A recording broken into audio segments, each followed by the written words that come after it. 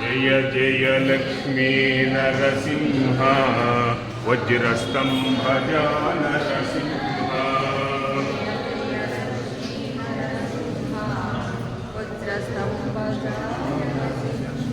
జయ జయ లక్ష్మీ నరసింహ వజ్రస్తంభజ నరసింహ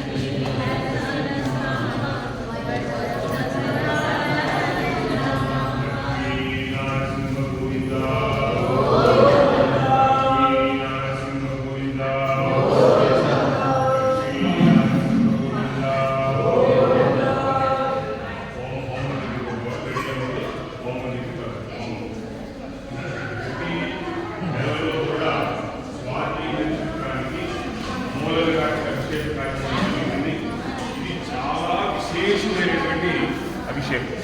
ఎందుకంటే మూల విరాట్కి అభిషేకం చూడటానికి మనకి చాలా తక్కువ ఆలయాల్లో ఉంటూ ఉంటాయి.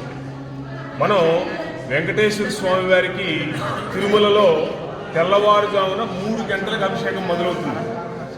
ప్రతి శుక్రవారం తెల్లవారుజామున, అంటే గురువారం తెల్లవారుజామున, శుక్రవారం మొదలు 3 గంటలకు మొదలయ్యి 5 గంటల వరకు అభిషేకం జరుగుతుంది.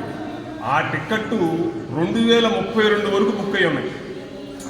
2032 వరకు బుక్ అయ్యి ఉన్నాయి ఆ టిక్కెట్లు. చూడండి, అదే పూర్వకాలంలో ఇలాగే మన నరసింహస్వామి ఆలయంలో మళ్ళీ అందరినీ రమ్మనేవాళ్ళు అభిషేకానికి. రెండు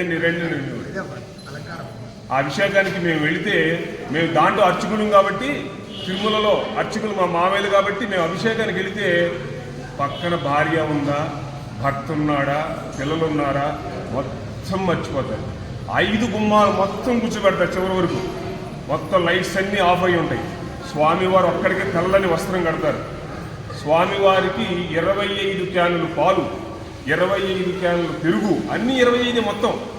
ఆ సుగంధ ద్రవ్యాల వాసనకి కూర్చున్న వాళ్ళందరూ కూడా తన్మయత్వంలో అయిపోయి, అసలు మనం ఇక్కడున్నామా ఎక్కడున్నాం, అందరూ కూడా అంత విశేషమైనటువంటి అభిషేకం ఇక్కడ మనకు నరసింహస్వామి గారికి జరుగుతుంది.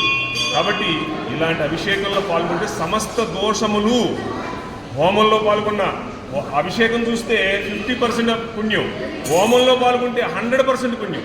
ఎందుకంటే స్వాహాదేవతలు వచ్చి కూర్చుంటారు హోమం దగ్గర.